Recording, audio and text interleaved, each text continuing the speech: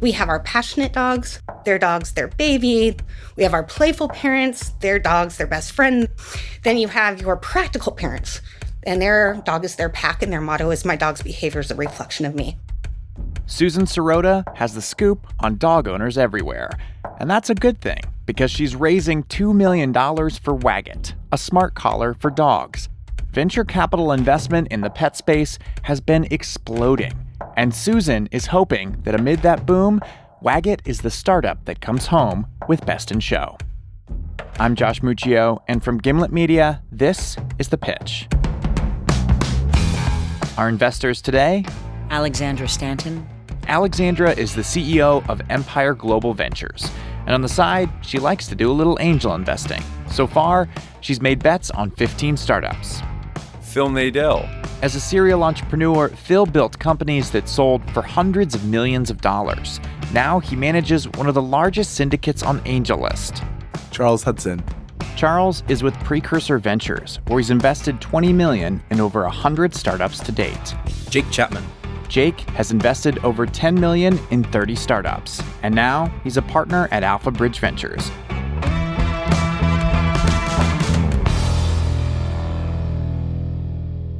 All right, take it away, Susan. So imagine how you would feel if a member of your family were sick, silently suffering for months, and you had no idea until after you lost them. And if you knew something was wrong sooner, you would have been able to help and potentially save their life. This is happening every day in over 60 million homes in the US alone who consider their dogs to be a member of their family. And a few years ago, when I lost my dog, Mulligan, to cancer, I was devastated to learn that dogs intentionally hide pain. So I didn't know he needed my help. I let him down. And that's when I began to wonder, could technology have helped to discover Mulligan's cancer before it was too late? Susan wanted an answer to that question. So she quit her cushy executive job, launching consumer products, and turned to a project she thought was far more important: helping save dogs' lives. And after 2.5 years of prototyping, we have built it. And here it is. Waggit is a collar that collects an enormous amount of data about your pet's health, from changes in vitals, eating habits, sleeping habits, activity patterns, and also location. And what it does is it allows those 60 million families to identify potentially life-threatening illnesses before it's too late. Who wants to see it in action? Yes. Yeah, Awesome. totally. So, Susan walks over to the investors to show them the Waggit collar. It looks like a regular collar, but with little sensors along the inside that collect data about your dog. The collar syncs to an app on your phone via Bluetooth, allowing all those concerned pet parents to monitor their dog's health and habits. So the key is it learns every dog's baselines, and it's the changes to that really matter. So we've got the health factors. So the key is the changes in the dog's normal numbers, whatever, got it. the baseline. And so you track patterns of sleep, quality of sleep, body positions. So it doesn't matter if a dog doesn't lay on his left side, but if he used to, and he's not anymore, it could be bone cancer or arthritis. Oh, wow. So it also does all the fun stuff, activity, where you can track time, distance, speed, intensity. You have leaderboards and badges, right? All to drive engagement and word of mouth. People love posting about their dogs and bragging. Fitbit for dogs. You got it. Basically. And I think about it as like an owlet baby monitor wrapped in an Apple Watch. Yeah. So I like the form factor too. It's slick. It's There you nice. go. Thank you. Did any dogs try to take it off when they were wearing it? we haven't had any problems with dogs who wear collars.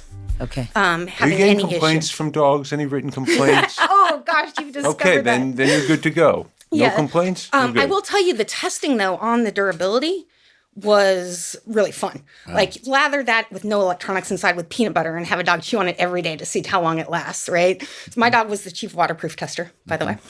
And so pull testing a whole bunch of different things to ensure that it's fully waterproof, fully durable, and that when dogs wrestle and grab each other and pull them by the collars, that it stays.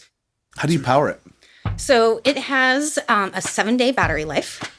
We're 7 minimum because of 2 things. One is because we're getting all of the other information, we can put the modem in deep sleep when the dog is deep sleep. So it saves significant battery time. And so we're hoping to get more than that 7 days even. Susan's starting to hit her stride now. And even without written feedback from the dogs themselves, it seems like the Waggit team has worked out a ton of the kinks. In fact, they already have $200,000 in pre-sales of the collar. Susan, what's the price point? So the collar will be $199 with a $5 a month subscription. And we did a lot of work on the pricing. So a lot of research and a lot of A/B testing in our pre-sales. And what we found is most trackers right now charge $10 a month. What are the margins like on a product like this? So out the door, fully landed, right now I'm at 110. Okay. Next run, I'll be at 85. I, for speed, got components at a higher price. At scale, we will be down to 50. Wow. Great. So our 3-year revenue is $40 million with a 55% margin. And that does not include our next product, which is cat and small dogs under 20 pounds. And it does not include the integrated services or data. That's all upside. How are you predicting your 2nd and 3rd year revenues to get to 40 million? So there are 80 million dogs in the U.S. alone. We've did a very detailed target segmentation and have taken that to 36 million dogs that we're targeting. And if we get less than 1% of that, it gets us to our volumes at 3 years. What percent of the 80 million dogs are in households that you think can afford what comes to, so 200 out the door plus another 60, so 260 in the first year just for a collar? Yeah, so it's a great question. So in our target segmentation, the 36 million dogs is strongly attached pet parents who are comfortable with technology, want a happy, healthy, safer dog, and have spending habits on other wearables and other dog products. And then we did a sub-segment of those. We have our passionate dogs, their baby, their motto's all you need is love. We have our playful parents, their dog's their best friend, their motto's a tired dog's a happy dog. That's me. Then you have your practical parents, and their dog is their pack, and their motto is my dog's behavior is a reflection of me. And as we look at that, we've looked at the behaviors on how each of those sub-segments purchase to get to that 36 million. It's not often that a founder comes in and lays out in this much detail who their customers are. Not only does Susan know the overall market size, she knows exactly which breeds of pet parents she's going after. But the investors still want to know, what are those 36 million people really paying for? Do you have any sort of proof, any studies that will show that you can successfully diagnose that there's some kind of a physical problem? So to be really clear, we are not diagnosing Right. anything, Well, I didn't right? mean diagnose what the problem is, but diagnose that there is a problem, some sort of physical Absolutely. So Or there have been change. several studies been done. That number one is even though animals hide pain, they feel pain. And if something is wrong, they're going to be more restless, so they're not going to sleep the same way through the night. Their respiration and heart rate gets elevated. And the vets are frustrated because when the animal goes to the vet, they're nervous, so you can't get a decent baseline to really understand if things are changing. Bone cancer is a huge one in dogs. It changes their positions and how they actually sleep. We work with several vets from Colorado State University. They have the #1 cancer center in the world. And they've shared with us a lot of their studies on the importance of this data. What do I do with the data if it looks like my dog has bone cancer? Like, is there anything I can, as an owner, do, or am I just now saddened and feel helpless? So the idea is that they will show signs through their patterns before it gets to stage 4. And so just like humans then we have a chance at actually treating them. On top of that, if you look at, we spend more on our dogs than our kids because we don't have to make them responsible for adults. And so we question what we spend on ourselves, but then we spend $300 a week on a dog walker. The other thing is that if you look at, in some ways, this is a cheaper kind of pet insurance because if you do early diagnose, you end up saving some money. I was an investor in Fitbit and I'm an investor in Fuzzy. So I'm really curious, how do you envision the consumer taking that data and then taking sort of the next step? Yeah, absolutely. So we've identified 7 key customers of the data, from food manufacturers to insurance to the pharma. service providers who then will be able to leverage those data insights. So right now our focus on how do we scale fast to get that data. So we have a pilot in place with an insurance company to subsidize the cost of collars to their insurance holders to get the data. Susan does not mess around. She hasn't even launched the product yet, and she's already looking at 7 types of customers who might want this data. And one of them is pet insurance. So tell us about that pilot that you have with the insurance company. So what we're doing is we are having them send out a survey, understand who wants to use a Waggit, and we're testing a couple different price points because we're going to increase the monthly, because the last thing the insurance company wants is for them to send out the collars and then not to use it, right? Because then they don't get that actuary data back. And what the insurance companies really want, they want retention. So if someone stays on pet insurance for over a year, they're a customer for life. And so they're wanting to really add value to their pet holder to get them there. And they're super excited about getting the data because then they can price packages more affordably. Do you envision any other use case outside of sort of tracking your dog's health? Great question. There are so many features that we've built in and so many more future ones. We're trying to stay focused right now on the health. We have the safety thing, which is ambient temperature alerts. So we want to match that with an API to a weather service, humidity, get the data that we get from the collar and see if we can learn enough to be able to then send those alerts. But heat stroke's the number 1 cause of death for dogs in Texas. So as we start looking at what falls under happy, healthy, safe, and that's our filter for being able to add new features. So I think I'm out. I think the collar looks great. I'd love it for my dog. I'm just concerned that the number of pet parents who are forward thinking enough about their pet's health is too small. And I'm thinking about the other, like the human wearables market, and a lot of that is driven by ego and performance and the quantitative self movement. And obviously that doesn't translate. My dog might want to know if he's running faster this week than last week, but he can't tell me that. And so I've been sitting here thinking, what are the other use cases besides just the healthy pet that would drive someone to buy it? But I hope you prove me wrong. Yeah. Jake bow wows out early on this one. When we come back, we'll see if Susan can get any of the other 3 to bite.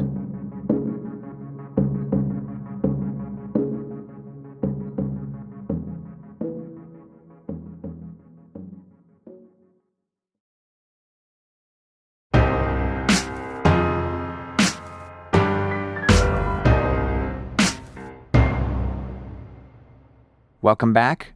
Before Jake passed on Waggit, the investors were going deep on the data implications of the business. Now it's time to dive into the numbers. Here's Phil. So you did $200,000 in pre-sales, right? And was that done just from your website? So we spent all the time that we were developing gathering emails. We had 25,000 emails to start. We then spent around $15,000 throughout the campaign because our goal was to A/B test a lot of messaging and different price points. So it was less around leveraging the dollars to drive sales. It was more about getting the learnings that we need to actually lower our customer acquisition costs. So you spent $15,000 and you acquired how many customers? So we acquired from the actual ad spend, we acquired 100 customers. Because we were spending to test messaging in some other areas, we were not as efficient as we could have been. But those are the numbers when we got down to the right messaging. So you said you have 50 collars in the market today. How long have they been in the market? So the first 25 were in June of last year. And then we've spun the board and we got the next 25 out there 6 months ago. The ones that are in the hands of consumers, we're seeing people on average open the app 6 times a day, 6 days a week. We will not hold that in market. We handpicked the people who are using Waggit right now. And so we're getting a lot of good feedback on that allowed us to go through some bug fixes and some feature fixes on the app and got really high engagement. The 10 vets that are using the Waggit have been doing a lot of validation of the data for us. So really good feedback from them as well. I think this is an interesting product, but A, it's too early for me, and B, I have a potential conflict in my portfolio, so I'm going to pass. Thank you. I wish you the best. I appreciate that. Phil joins Jake in camp I'm Out. They must both be cat people. Here's Alexandra. What other segments of the market do you see upselling to? So right now, we're focused on our dogs, and then we will have the upsell of accessories, as well as the upsell of a pro version with different data insights and some of the integrated services that I mentioned that we will put in there. So lots of opportunity there.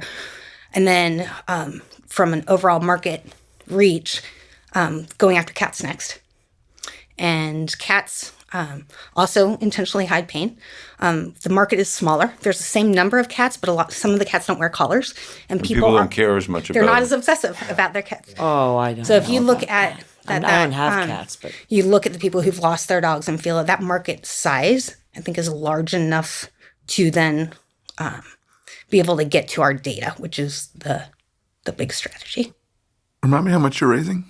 We have 500,000 left in our round. So I don't have a lead. And so I was super excited to come here today just with the caliber of you guys, because we've done this by pure tenacity. I love the pet space. I really like how you've thought about the tech. I also think that there are people who have gone to the pet space who have not been as broad thinking about you, whether it's about insurance or piloting in those markets. And you clearly have a love of pets. I'm happy to put in $25,000. Awesome. So I think what you're doing is smart and broad thinking, and I think I'd like to be a part of it. Thank you. You're welcome. Excited to have you on the journey. Alexandra is in for $25,000. Now, what about Charles? So I'm really active in pet. I've learned a ton about the pet space through Fuzzy, and I've looked at a bunch of companies that are being human grade or pretty much everything on the high end of pet is doing well. And I think for the trends that you mentioned, that people are spending incredible amounts of money on pet. We also, about 10% of our investments have a hardware component in them. And so I'm going to pass, but for a really specific reason, which is I think you're going to need more money than you're asking for right now, because post-launch hardware, it never goes the way that you think it will. And so I'm passing because I'd actually like to talk to you about raising more money. I'm super Thank excited. you. Thanks, you Thanks, guys. Susan. Have a great Thank day. you. It's You good too. to meet you. Congrats. Susan leaves the room, and the investors keep digging into the pet space. We've done a ton in pet, and like the company Fuzzy she mentioned, it's an in-home veterinary care business, and it's crazy. It's because no one wants to take their pet to the vet. Like, Well, you got to put him in the car, you got to take time off work. He hates We it. invested, He hates it. We invested in Vet Yep. Pronto, and they went out of business. So, On demand is the part that doesn't work. why do you think one of the pet tracking companies can't include some of these sensors in their devices? That would be a natural, if this took off, that they could naturally add that. It's not trivial though. I mean, we learned this from our investment in Fitbit. Like going from steps or activity to vitals is like, it's real R&D and engineering, but not impossible. To your point, not impossible. Yeah. This is like kids. People will spend so much. and Sure. spend on pets the way they do on children. I'm not concerned about the amount people will spend. Right? Like I said, I spend a ton on my dog. Yeah. I was just concerned that people don't like to take care of their own health. They think they're sick and they still don't go to the doctor because they hate it. It's like I think people want to ignore any problems with their pets too, or not ignore, but there's an inclination to not think about what's not right in front of your face. My working assumption, people will take care of those they love better than themselves.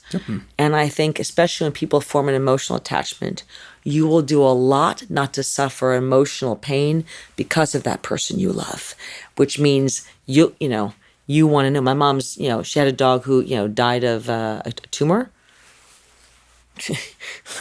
All day long, what she would have done to avoid the pain of that dog dying, right? All right. Great. Lunchtime?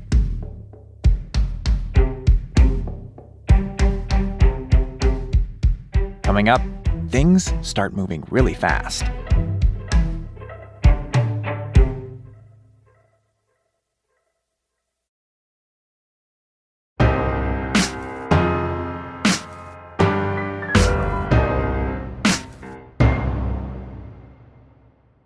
Welcome back.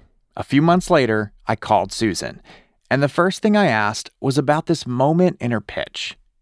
Alexandra told you she was going to invest, and you'd gotten 2 passes from the investors, and it didn't sound like things were going particularly well. What did you think then when suddenly Alexandra said she was going to invest in you? She's amazing. It was so exciting. First off, I was just like totally excited. And then just from conversations with her as the follow-up and just her positivity and her support and I think the value that she's going to be able to add to Waggit when we are shipping is amazing. What happened with that investment? Did it pan out after the fact? Yeah, absolutely. So Alexandra got back to me right away, went through diligence, and had a check in the bank a couple weeks after the show. That's really fast.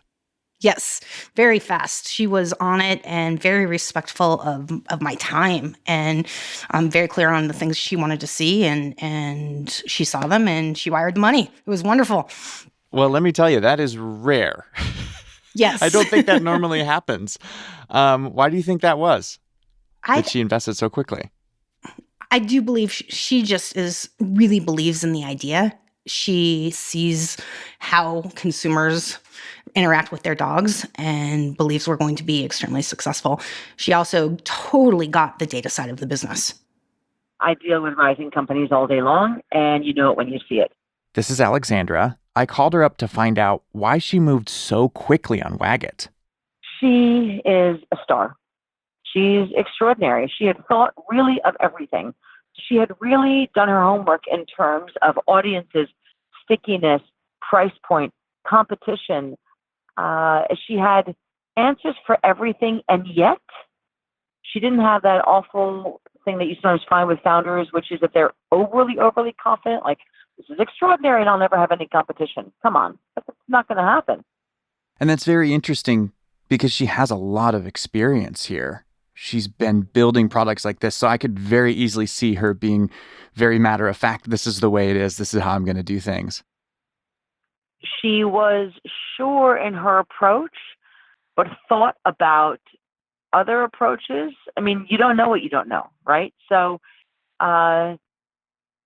look, good analysis isn't black and white. It largely is often gray, right? On the one hand, but on the other hand, and we could fill landfills with pretty decks of founders who were completely sure they had the kind of winning formula, only to find fill in the blank, right? So I think that she's got the right combination of mastery and experience and curiosity to be an excellent founder. You knew, like, during her pitch that it was going to go fast. I knew I wanted to invest. I was interested in the pet space. I was very impressed with how she prepared for our call, really impressed with the documents she sent over. Once you see that, why wait? Why hold them up? If I ever wait, it's because I have questions. Otherwise, I move fast.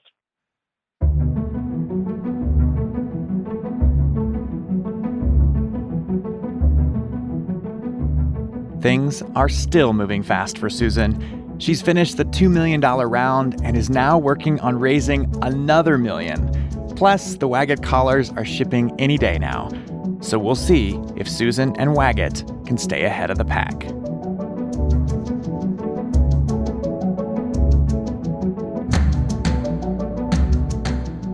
This is the last episode of the season, so we'll be taking November off. Wait, what am I saying? We're not taking the month off. Actually, we're recording a whole new season of the show, and we're doing a live show in Philly, which means you'll have to wait a few weeks for a new episode, but I'll see you right back here on December 5th. Thank you so much for listening.